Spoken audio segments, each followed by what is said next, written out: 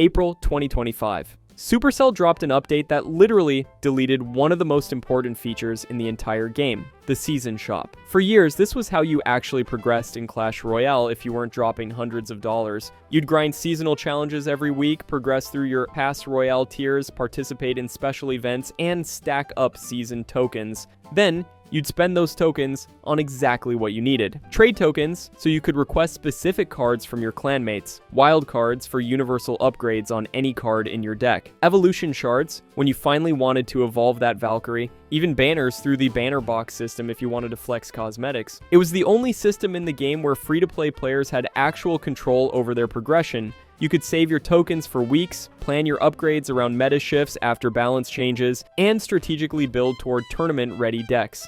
Players would grind challenges every single week, stacking tokens like it was a savings account, waiting for the perfect moment to cash in. April 2025 update hits and the Season Shop gets completely removed from the game. Just gone. Zero warning, zero explanation beyond a patch note. All your season tokens converted to gold at a 2-to-1 ratio, so if you've been saving thousands of tokens, you got a few thousand gold, which sounds okay, until you realize one level 14 to level 15 upgrade costs 100,000 gold. Banner tokens got converted at 20-to-1. 100 tokens gave you 2,000 gold, which barely covers anything. And the replacement system, battle rewards and lucky drops, fully randomized loot boxes with daily and seasonal caps on anything actually valuable. You'd open rewards after matches and get duplicates constantly. Your 47th skeleton card when you're trying to max a Hog Rider deck. Items you don't need, items you can't use, just pure RNG chaos. No cap, it's basically gambling, but worse because at least in a casino, you know you're getting scammed. Every bit of strategic planning you did for months, completely worthless overnight. Free-to-play players who relied on saving season tokens to target specific upgrades for their main deck lost their only reliable progression path in a game that's entirely built around deck optimization and climbing ladder. Meanwhile, whales just kept buying whatever they needed directly from the shop, with gems like nothing changed. So the gap between paying players and free-to-play got even wider. The community absolutely exploded with accusations that Supercell only cared about forcing more microtransactions and killed player agency purely for monetization greed. That's why we clash, I guess, so Supercell can delete the things we actually love about the game. But deleting the Season Shop wasn't even the worst part of that update, the chess queue. The entire vibe of Clash Royale, gone. Absolutely cooked. The chess system has been core to Clash Royale since the game launched back in 2016. It literally defined the entire gameplay loop for almost a decade. Here's how it worked. You'd win battles and earn chess, silver chess, gold chess, giant chess, magical chess, all that. You could queue up to 4 chests at a time, and each one had an unlock timer. Silver chess took 3 hours, gold chess took 8, giant chess needed 12 hours. Magical chess required 24 full hours to unlock. And players would track their chess cycle religiously. There was this predetermined sequence that guaranteed you'd get a legendary chest every certain number of chests, an epic chest every so many chests. People made spreadsheets tracking their cycles. There were entire apps and websites dedicated to telling you when your next big chest was coming. Keys were premium items you could buy with gems or earn from Pass Royale, and they'd let you instantly unlock chests without waiting through timers. This created the perfect rhythm for the game. You'd check your queue, plan your play sessions around unlocks, set alarms to open chests before timers maxed out. And when you finally opened that legendary chest after waiting and tracking your cycle for weeks, the dopamine hit was unmatched. You'd share "I got a legendary" moments with your entire clan. The anticipation, the planning, the payoff, it kept players coming back every single day. April 2025 update instantly opened every single chest in every player's queue and gave everyone their rewards immediately. All the keys sitting in your inventory converted to gold at 5,000 gold per key. So if you had 30 keys saved up, that's 150,000 gold, which is actually pretty decent. But here's the thing, the system itself got completely deleted. No more timers, no more queues, no more planning your day around unlocks. The replacement system is lucky drops that appear randomly after battles and bonus rewards with daily and seasonal caps on anything actually good, like magic chess. The new system has zero predictability possibility. Sometimes you win 10 matches in a row and get nothing useful. Just duplicates, low-tier rewards, cards for decks you don't even play. It's giving major participation trophy energy where everyone gets something after every match, but nothing feels earned or valuable anymore. The entire rhythm and structure that made Clash Royale feel like Clash Royale died overnight. No more cycle tracking. No more planning your grind around big chest unlocks. No more sharing those hype moments in clan chat when you finally hit that legendary in your cycle and pulled the exact card you needed.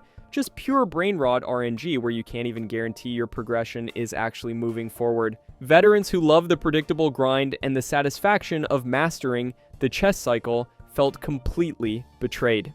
New players got confused by the inconsistent card acquisition in a game where deck building and card levels literally determine if you win or lose matches. Supercell really looked at one of the most iconic and beloved systems in mobile gaming history and said, let's make this less fun and more random, and had the audacity to call it a quality of life update. Unreal. And somehow, they still weren't done destroying the economy. November 24th, 2025. 1 week before the December update was scheduled to drop, Supercell pulled the most devious lick on their own players, Elite Wildcards. These were introduced years ago as premium progression items that fundamentally changed how players could upgrade their cards. They were way rarer and more valuable than regular wildcards. You could get them from special limited time events, from shop offers where you'd buy them with gems, or from the highest tiers of past Royale rewards if you grinded hard enough, the key feature that made them so valuable. One Elite Wildcard could instantly max out any card in the game to your current level cap without needing a single duplicate copy of that card. This was absolutely huge for experimenting with meta decks after watching a pro player's tournament match. For catching up on competitive ladder when you were stuck at a certain trophy range because your deck wasn't leveled. For pivoting your entire main deck when the meta shifted after balance changes and suddenly Logbait wasn't viable anymore, but Hog Cycle was dominating. For free-to-play players, those occasional elite wildcard hauls from grinding events or completing past Royale seasons were basically the only realistic way to make burst progression without dropping actual money on the game. November 24th, 2025, exactly 7 days before the massive December update was supposed to go live, Elite Wildcards vanished from Clash Royale, completely removed from existence. They disappeared from the shop rotation. You couldn't earn them from events anymore. And every single Elite Wildcard sitting in player inventories got forcibly converted at 1 gem per 20 Elite Wildcards. That conversion rate is flat, doesn't matter what your King Tower level is. Players who'd been grinding for months and saving Elite Wildcards in their inventory, waiting for the perfect moment to use them or for the next meta shift, lost their entire stockpile for basically nothing. That's literally bussin', but not in a good way. More like, I just opened my bank account and someone stole my entire savings bussin'. Supercell announced it on their blog November 10th, so there was some warning, but 2 weeks isn't enough time to spend years of saved resources strategically. Just a single line saying, Elite Wildcards will be removed to simplify progression. Simplify progression. Right. The only way free-to-play players could make quick progression jumps without spending real money, gone forever, deleted, never coming back. Now, upgrading your cards past level 15 takes way longer because you're stuck grinding regular wildcards one by one and waiting for duplicate card drops from those lucky drop rewards. The timing was especially suspicious too. Right before a massive update that would add even more grind to the game, spoiler alert, level 16 is coming, Supercell decided to remove the main shortcut players had, almost like they wanted to delete all the progression accelerators before making the grind even slower and more painful. The community called it exactly what it was, a blatant move designed to force more shop purchases by removing free-to-play friendly shortcuts right before expanding the grind. But that same day, they removed something even worse. Remember magic items?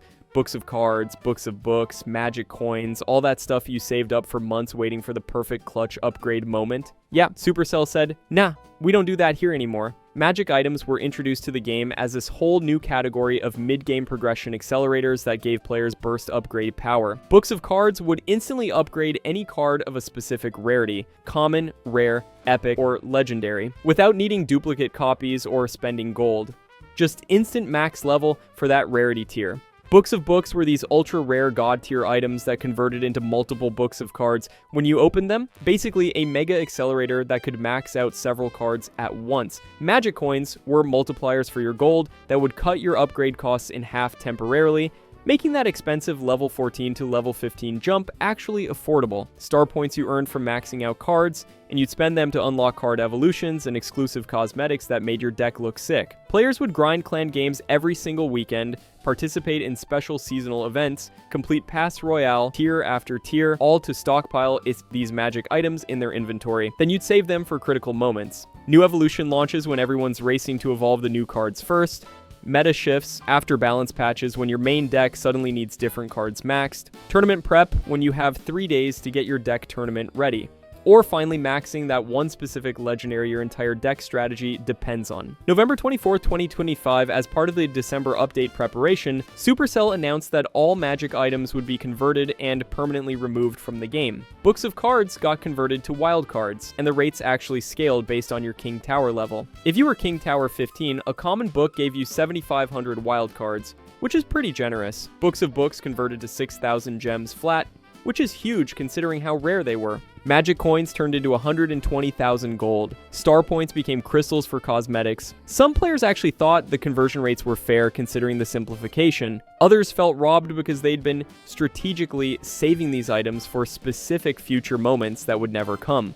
The community was split, but the anger was loud on Reddit and Twitter about losing the planning depth every single bit of long-term strategic planning players had done. Saving books of cards for 6 months, waiting for new evolution releases, hoarding magic coins for those mass upgrade sessions when you finally had enough gold saved up, stockpiling star points for the next exclusive cosmetic drop became irrelevant in one update. Evolution timelines got longer because players lost the ability to instantly accelerate their progress with those saved books they'd been grinding for. The grind turned into this slower, more monotonous process. Completionists and collectors who took genuine pride in their strategic stockpiles felt betrayed. Some actually quit the game in protest. A bunch switched to Brawl Stars or other Supercell games, posting on Reddit and Twitter that Clash Royale had destroyed their trust in years of time investment. The debate was real. Was this actually simplification or just removing depth to slow progression and push spending? And then the December update actually dropped and things got intense. Level 16. Supercell announced level 16 as the new maximum card level, extending progression way beyond the previous level 15 cap that had been the max for years at that point. To upgrade a single card from level 15 to level 16, players needed massive amounts of card copies, wild cards, and gems. The resource cost was huge,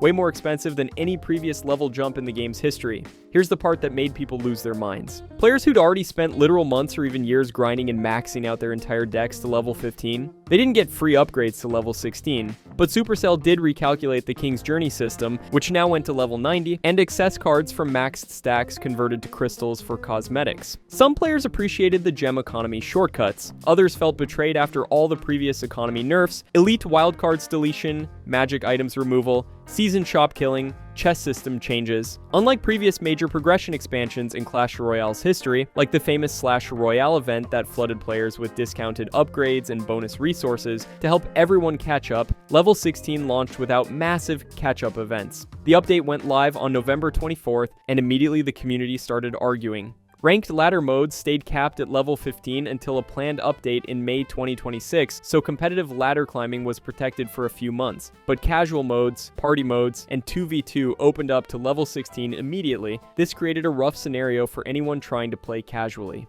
Free-to-play players stuck at level 15 with their cards started getting beaten in casual matches by whales who'd already maxed multiple level 16 cards through shop purchases on day 1 of the update. Paying players, the whales, could bypass a chunk of the grind by buying gems with real money and purchasing wildcards directly from the shop, then converting those resources into level 16 upgrades across their deck. The gap between free-to-play players and pay-to-win whales definitely widened in the short term, though free-to-play paths through Pass Royale and events still existed. In a game that's entirely built on 3-minute skill-based PvP duels where strategy, timing, and deck synergy should matter most, level 16 made card levels matter even more. Your skill mattered less if your opponent had higher level cards. Matchmaking got harder. Lower level players getting matched against opponents with level 16 troops felt unfair and frustrating. A lot of players got upset and quit. The community saw about a 15% drop from the November peak of around 32 million monthly players down to about 27 million by January 2026. People were spamming dead game FRFR across Reddit, Twitter, Discord servers, and YouTube comments everywhere.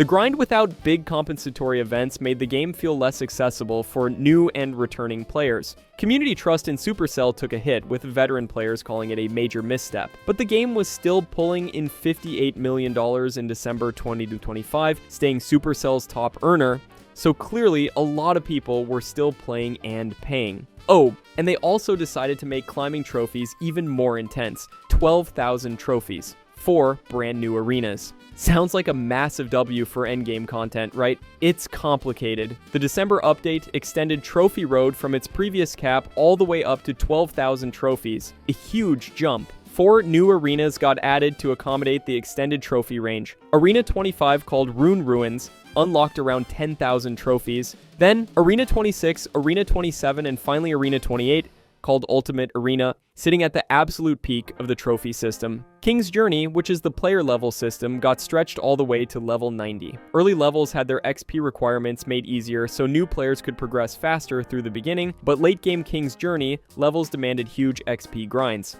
New exclusive rewards got added at the highest trophy ranges specifically for the top players. Unique special chests that only dropped in Ultimate Arena, exclusive titles you could show off, cosmetics and profile badges, all the bragging rights content designed for the elite 0.01% of the player base.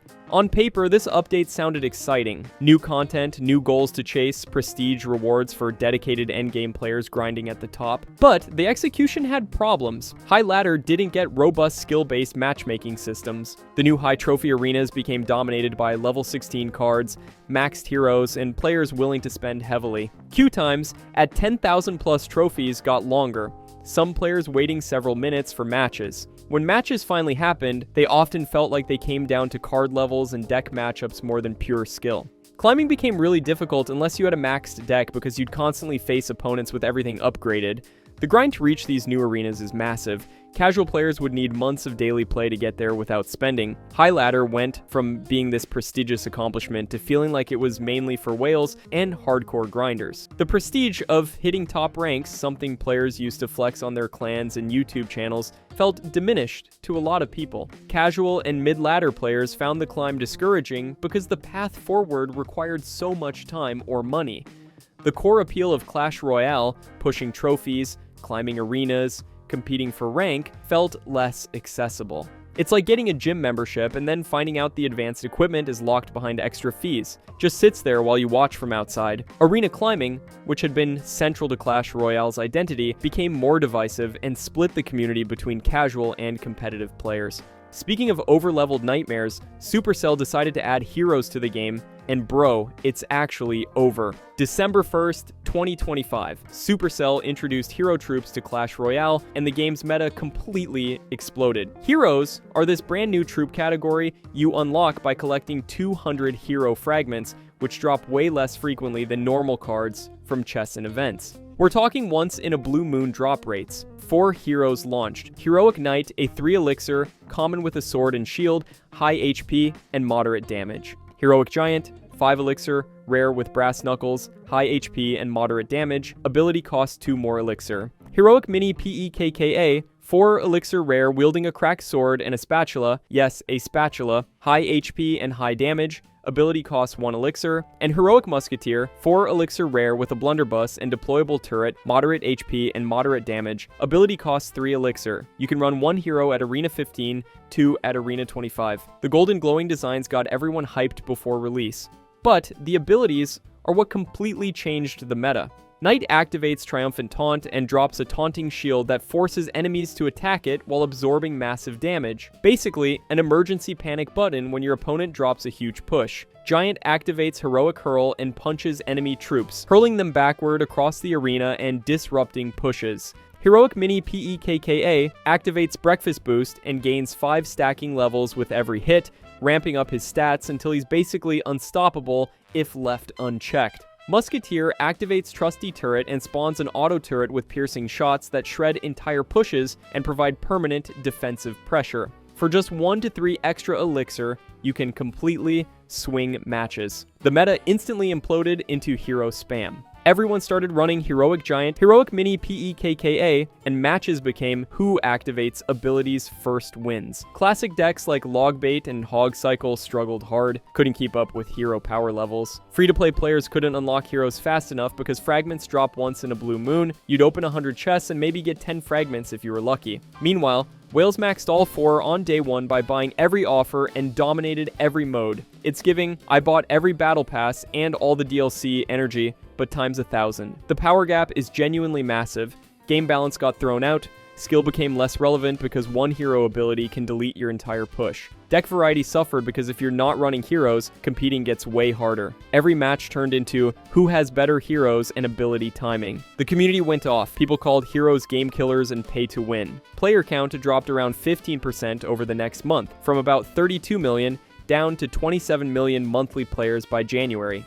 Tons of people uninstalled and left angry reviews. Reddit, YouTube, Twitter, Discord, everywhere was filled with Clash Royale is ruined, worst update ever, Supercell killed the game. Content creators who'd made videos for years started switching games, or posting why I'm quitting videos that blew up. But the game was still making bank, 58 million in December, over 1 million daily players. So clearly it wasn't actually dead, just really controversial. Supercell took the tight 3-minute skill-based gameplay that made Clash Royale fun for almost a decade, added a bunch of pay-to-win mechanics and RNG, cooked it all, and then set the entire kitchen on fire. Click the video on your screen right now.